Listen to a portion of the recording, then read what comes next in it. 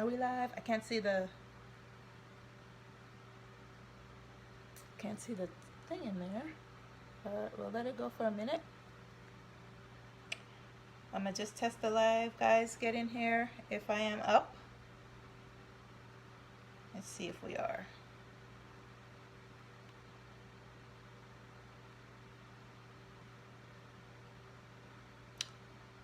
Okay, so are we up?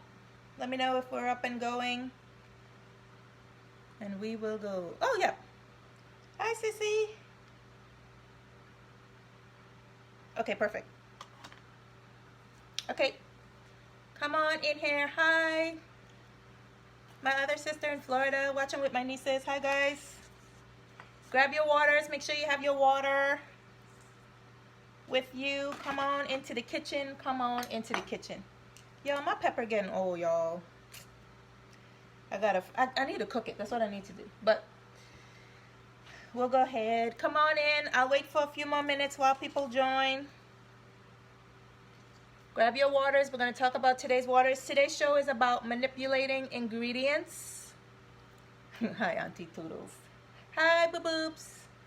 About manipulating ingredients. So just a disclaimer, it's not about replacing, because a lot of the stuff I got, hi Keisha, was when I went vegan, but I'll talk about that in a little bit.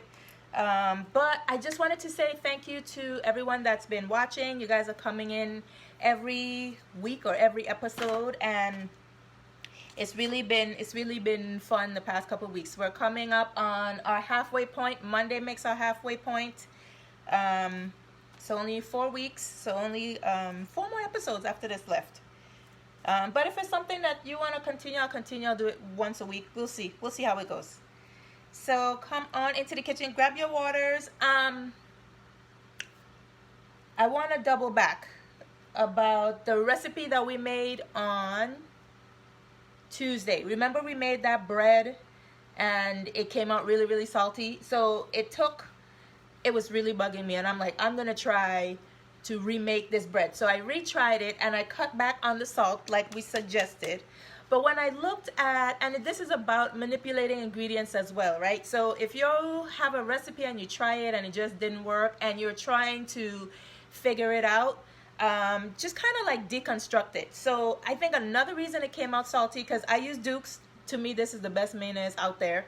And this thing, it has no sugar, but it has 70 milligrams of sodium per serving. And each serving is a tablespoon. And remember, the recipe had 2 tablespoons. So those little things, the 5 that we had combined, had 140 milligrams, plus the salt that we added in there. So when I was redoing the recipe, I scaled way back. So I went to 1/4 of a teaspoon, and it ended up being good. So I also added some coconut milk instead of regular milk and some grated coconuts, and it came out really, really good. Back home in St. Thomas, this is it right here. You guys can see. So I added some coconut on top and some almonds. Back home in St. Thomas, we have this bread called dumb bread, and it's pretty much like a coconut bread. And this tastes, I almost didn't have one to show you today because I ate a whole bunch of them last up. Yes, high cholesterol, yes, okay, but it's okay. One of these is okay. So this is a great substitution. You can put anything in it. It actually came out really, really good. So cut way back on the salt, because depending on your mayo that you're using, it probably is going to have salt in there too. Okay, we'll go ahead and get into today's episode, manipulating ingredients. Does everybody have their water? We're going to go through it. We're going to talk about 3 dishes today. The outline for today is, I wanted to recap the bread. We're going to go through the ingredients. We're going to have some giveaways, and then we're going to share some information. All right. So let's go ahead and get started. Changing ingredients. Changing ingredients, flavors, come into the kitchen. We do it. We leave everything behind. We take a deep breath in, out. Now let's wing it. The water for today is raspberry lemon. And I'm sure this would make a great lemonade too, right? If you put some sugar in here, I'm sure this is delicious. But raspberry lemon, raspberries, did you know they have more vitamin C than oranges? They are high in antioxidants. We know lemons are good in vitamin C. Raspberries are good in vitamin C as well. And they say that it has anti-aging properties. So I am really liking this water. My raspberries got like obliterated. I smushed them up because I wanted the flavor to get out into the water. And a little fun fact about raspberries, they come in red, purple, gold, and black. I did not know that raspberries came in that many colors. I thought a black raspberry was a blackberry, but that's not the case. So a water for today. Make sure you stay hydrated. Grab your water. Give this one a try. It's really, really good. Okay, so let's talk about manipulating ingredients. Last year I went vegan for 90 days, and I just wanted to see if my body would have felt different. And just from a culinary perspective, you really have to be creative to find ways to make vegan dishes. Not that it's nasty, but your source is so limited, you really have to be creative. So these things that I'm talking about today were dishes that I made when I was vegan. And we're just going to talk about making something taste completely different. So the first one we're going to talk about is chickpeas. So chickpeas, or garbanzo beans, they are very high in protein, and it's used a lot by vegetarians to supplement meat because they have a very, very high in protein. They're good in vitamins, so it's just a good thing to have. Just a little tip here, the liquid that they are stored in is called aquafaba, and a lot of vegans use it to make. Let me ask that question. Do you guys know what the liquid that this is stored in, the aquafaba, do you know what they use to make this out of? Talk about manipulating ingredients. This is the liquid, guys. This is what it looks like. So this is the liquid that the chickpeas are in. Does anybody know what vegans especially use to make this liquid into, or what they substitute it for? It doesn't look like this when they're finished with it. So I'm gonna give you guys a second. What do aquafaba, what can this be, or what is it usually transformed into in a pinch that you can use if you wanted to manipulate that? Come on. Does anyone know?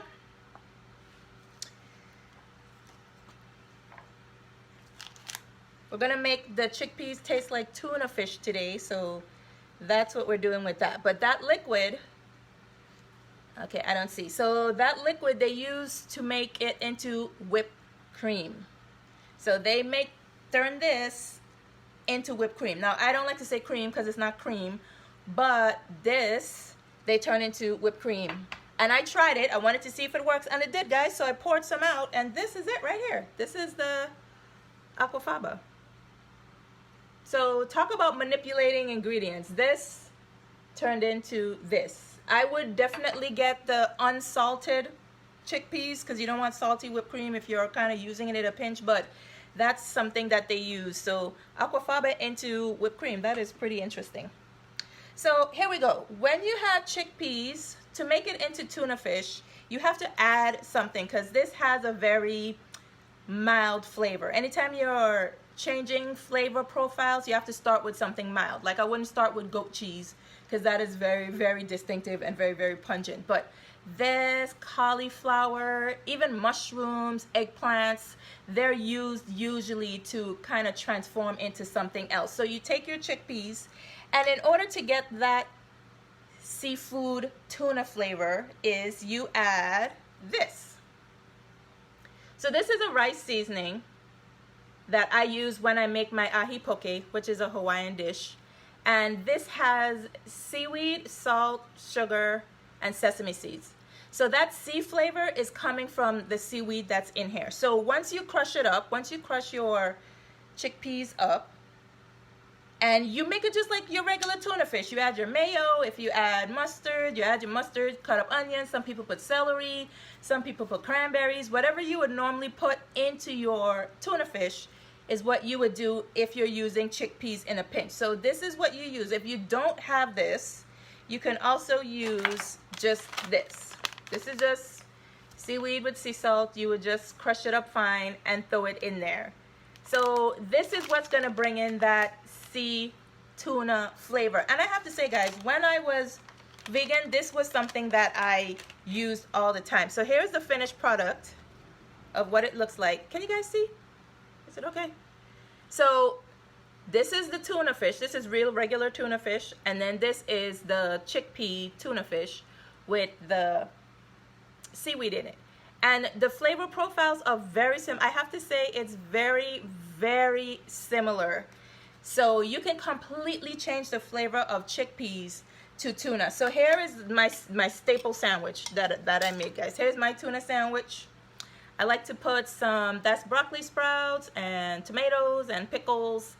And this is my chickpea tuna. So when I was vegan, this was a lunch for me that I probably ate several times a week.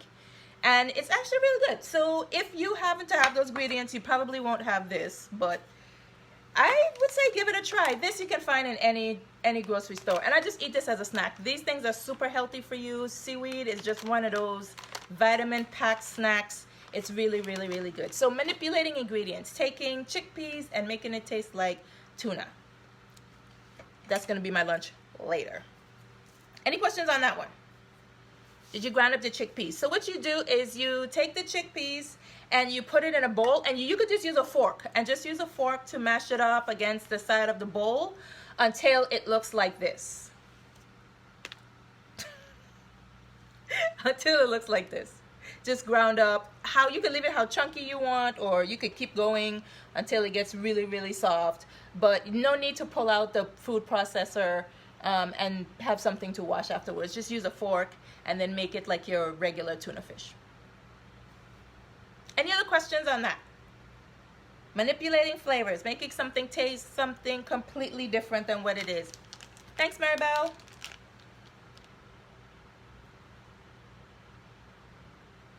Oh, okay. The next one is coconuts. Coconut, we're gonna make it taste like bacon. Now, coconut bacon is not anything new. There's people that are selling it on Etsy. I mean, so that just goes to show you. So this is one of the brands. Yep. So coconut bacon is something that it's been around for a while. I've seen people make bacon out of eggplants, carrots. When I was vegan, like I said, I was just doing a lot of research, and I always have coconut here, so I tried it, and it was actually okay. It does not replace bacon. Nothing can replace the loveliness of bacon, but it does have that meaty, smoky flavor. So what you need for that is coconut chips, and it's the one that looks like this. So not necessarily this, because this one they already dried it and put salt, and this is a snack, but you can get coconut chips in a bag that's not seasoned. It looks like this. This is the flakes, but it's the coconut chips. And when I went to the store, they didn't have any, so you have to make do with what you have. So I decided to make my own. So I got a coconut, and here's the shell of it. So I got the coconut and I took it out of the shell. Now before, I used to make my own coconut milk, and I used to take a knife and just be like stabbing it up in there. I have stabbed myself many times trying to get coconut meat out of the coconut shell until I found this. I found this tool on Amazon, and it has saved my hands and my skin many times. So what you do is, after you break the coconut open, you take the water out. On a coconut, there's 3 holes. One of them is usually very soft. You just punch it, take the water out. And then once you crack it with a hammer, you just take this tool and stick it in between the meat and the shell, and it just literally pops right out. So here's some of the meat that I have left over, and I had to completely make my own chips. And it was really easy. Once I got the meat out, you just take a vegetable peeler and you just go on down,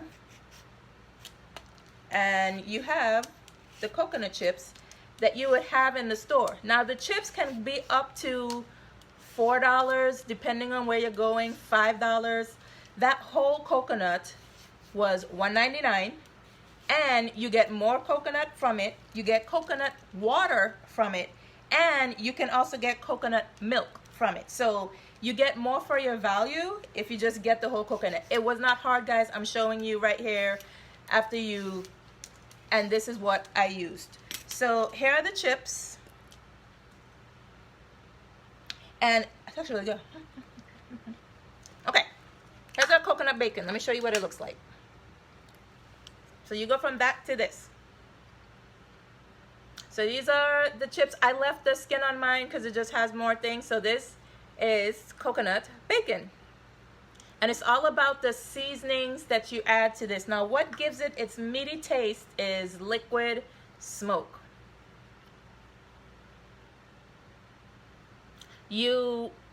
This is that thing that kind of gives it that bacony flavor. So you make a marinade. The marinade right here, then this is what you pour on top of them, and then you put them in the oven and just let them dry out for about 15 minutes, and then they become crispy like bacon. But this is some liquid smoke, maple syrup, soy sauce, paprika, pepper, a little bit of salt, and then this is what kind of gives it. It does smell very smoky. Yeah, it smells like meat. It smells like you're just like straight up meat. And you put that onto your coconuts. You put it in the oven and let it dry out, and then you have coconut chips that's supposed to be bacon. And I know the vegans use this a lot, and it's got me through a couple breakfasts where I just wanted that smoky, meaty taste. Now it goes great on salads. Just put that on top of your salad. You could put it in soups, or wherever you would usually use bacon, you can substitute the coconut chips for. Easy to make your own coconut chips, guys. It's cheaper and you get more from it. So if you have a vegetable peeler and if you just have a taste for adventure and you want to try to bust a coconut open, I'm telling you, if you have some frustrations, just get that hammer and go to town on that coconut, man. You'll get a lot of your frustrations out. Now, another thing people use to make bacon is this, rice paper. This is another ingredient that's just plain. You want to start with plain ingredients so you can build the flavors. And this one, you use the same marinade. You cut it into strips, and then you have this. So this is rice paper bacon. Go from this to this. And it has that same smoky flavor. It even bubble up like how bacon does. Just soak it in there. You put it in the oven, 400 degrees, until it crisps up. It doesn't need to cook really, and it's crunchy too.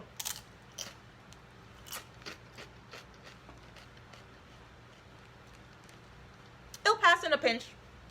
So bacon is all about the flavors. You need to bring in that meat flavor with the liquid smoke. A lot of barbecue specialists use this, and it's just something good to have on hand.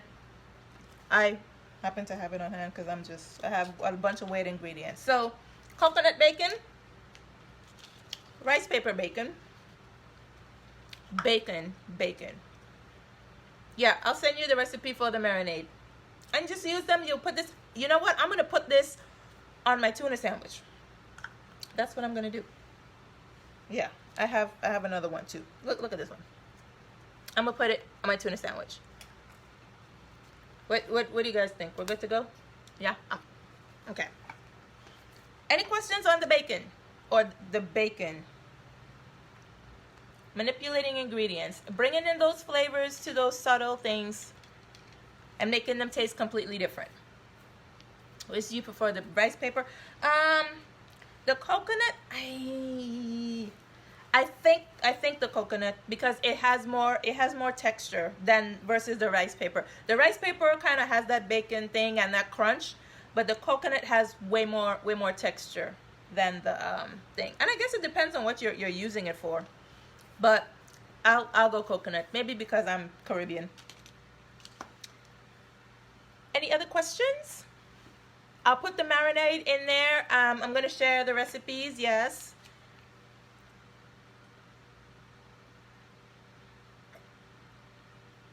Stay hydrated, guys. Drink your waters. Okay. The last one that we're going to do is cauliflower. And it's fried chicken cauliflower. Cauliflower is one of those mediums that People make rice out of it. They make mashed potatoes out of it. They make pizza crust. I've seen people make bagels out of cauliflower. It's just, and it's very, very healthy. And it just serves as a great medium to just transform it into anything. So I made some nuggets. And this is just fried cauliflower. But I made it taste like, it doesn't taste like chicken, but in that batter is where you put all the seasonings that you would put into fried chicken. So there's paprika in there, there's onion salt, there's garlic salt, just a bunch of just salt and pepper, and it's just a bunch of seasoning that you would normally put on chicken. Now, why do you think, I know when you're doing the southern fried chicken, you would soak the chicken in buttermilk, but why wouldn't you want to soak this in buttermilk? What is the purpose of soaking or brining the chicken in buttermilk before you fry it? What do you think the reason that they do that is? Get my tool out of here. Does anybody know? Why do those good old southern recipes always say do it in buttermilk?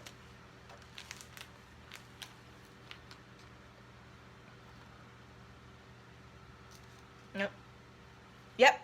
Yes, Keisha, very good. To keep it moist. So buttermilk we talked about on Tuesday, it has some acid in it. And the acid, it breaks down the proteins in the chicken and it makes it more tender and it makes it very, very moist. You don't have to do that to cauliflower because cauliflower doesn't have any muscle fibers or any type of protein that needs to be broken down. So you don't necessarily need to brine or soak this. But you can make it just as crispy, just as delicious.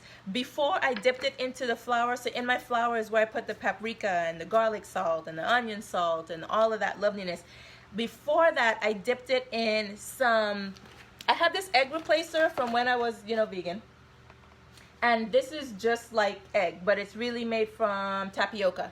So I dipped it in the wet batter, and in the wet batter, I put hot sauce and Dijon mustard.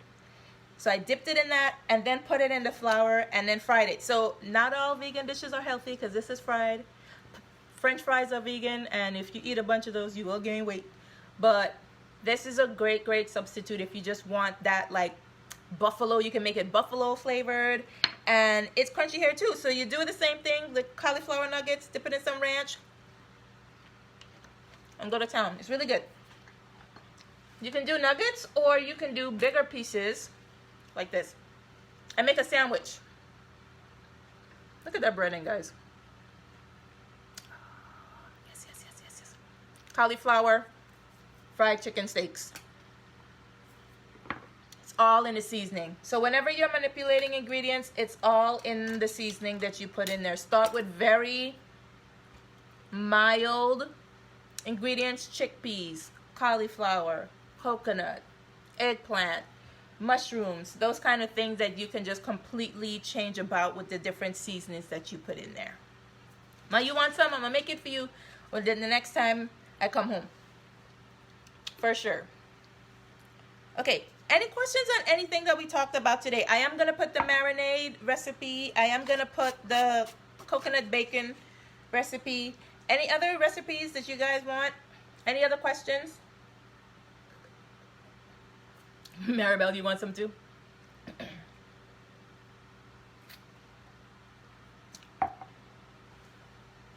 Nope. Okay. So those are the 3 things that I wanted to show you about manipulating ingredients and just flavors, really. It's not really the ingredient, it's the flavor profile that you're completely changing around. And I'm going to have a good lunch. So if one question, what I miss, what you miss? Tanya, I'm gonna need you to go back because we talked about making bacon, coconut bacon. We made tuna fish from cauliflower using some seaweed, and we made some what was the last thing we made, guys? Oh, the bites. Yeah, the cauliflower is really, really good. You can eat it with a salad if you don't want too much fried stuff. Put it in between some bread and make a sandwich. It's delicious. And then we have our rice paper bacon that we made too, if you kind of just like it this way. Yeah. Okay, any questions on those? I'm gonna use the rest of my coconut and make some coconut milk.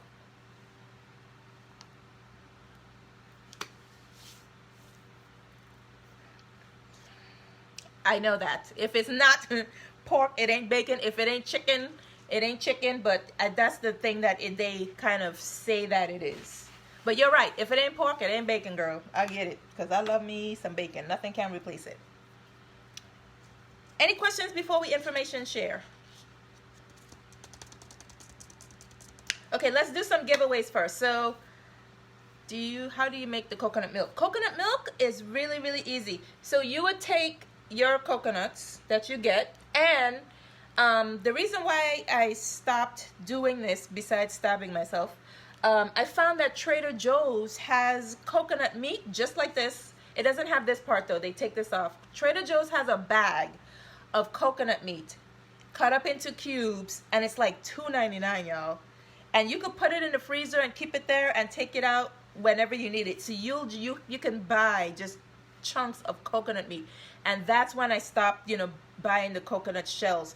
You literally just take the meat. You can either grate it and then put some water on it, let it sit for a little bit, and then strain it to get the coconut milk out.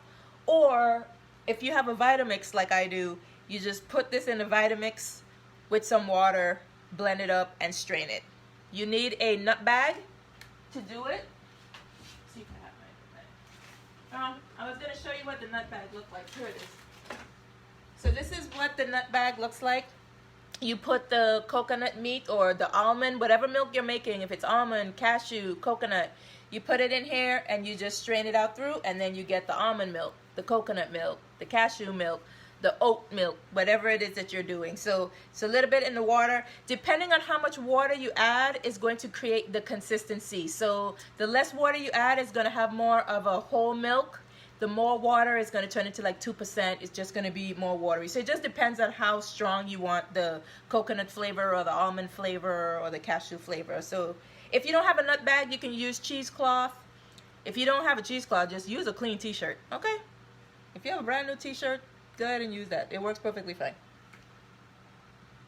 But that's all you need for coconut milk. Just coconut meat and water.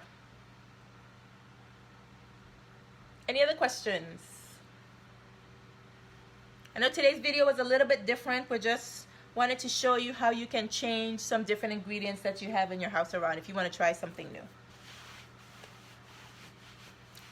Oh, okay, let's do some giveaways. The giveaways is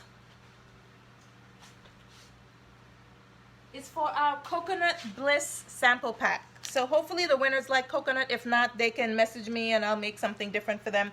But the sample pack includes 2 Coconut Bliss Oreos. This is chocolate covered Oreos. For those of you who don't know me, guys, my name, I own a mobile bakery. Oh, you can't see. Can you see? Oh, but it's a chocolate covered Oreo in white chocolate with coconut on top. It's something about the white chocolate and the coconut is just really, really good. But I own a mobile bakery here in Mansfield, Texas, and we do specialized customized desserts. We have, one of our concepts is the build your own bundt experience, where you get to create the dessert that you want. I come with 18 sauces and toppings. The bunts are already there, and you just get to go. You get to have fun. If you want to put Fruity Pebbles and chopped Oreos on it, you can. I had someone make a peanut butter and jelly bundt one time, and it actually ended up being very delicious. So you get to be a kid. You get to be fully creative and have the dessert that you want. In addition to that, we do we have a chocolate collection where we have chocolate covered strawberries, Oreos, pretzels, and in this Coconut Bliss gift pack you get 2 of the Oreos, you get 2 of the cake pops with the coconut, and then you get 2 pretzel sticks. So that's our Coconut Bliss sample pack. These are completely shippable, so if you are outside of my area, I can mail them to you. That's perfectly fine. And it's actually one of our popular flavors. So Coconut Bliss sample pack, let's give some stuff away. The first one goes to the first person that ever shared one of my videos, and it was the video from I think last week. They shared it, and that person is Keisha Washington. Which is weird because she's my sister, but that's okay. I'm gonna send you your sample pack. Congratulations. The second winner was the first person that answered one of the questions that we had when we made the overnight oats, and I was asking what made that particular one yellow, and that was turmeric. And the winner for that one is Miss Moyer. She lives in Virginia as well. She actually ended up watching because of a shared video. So Miss Moyer, you won. I don't know if you're watching today, but congratulations. I'm gonna connect with you to see if I can get your address to send this to you, because I know that you're in Virginia. And then the last winner for today actually created a watch party on one of our last videos. So he had people watching from who knows, and that it made the video have over 500 views. So thank you for that. And that person is Rod Baker. He is in, I think, either Maryland or DC. So congratulations, Rod. Congratulations, Keisha. And congratulations, Miss Moyer. I'm going to be doing surprise giveaways like this because I always go back and watch and see what's going on. And I had a list of it before, and when I see the person does it. So if you didn't win today, you may win next week. So no worries. So I'm going to get in contact with those people and let them know that they won. Yes, we are mailing the sugar now. But everything that I mail has chocolate, so... because I can't mail the cakes yet. So congratulations to the winners. Any questions before we share information? It's 3:33. Any questions at all? I'm sorry, Sissy, I'm working on it. Okay, let's share some information. Last week we talked about jobs, and I put the link of the 700,000 jobs that are out there, and the companies that were looking for them. So hopefully that helps some of you. And then, so today I want to share about learning. There are 190 universities, guys, that are doing free classes, and they range in a whole bunch of, let me get my list.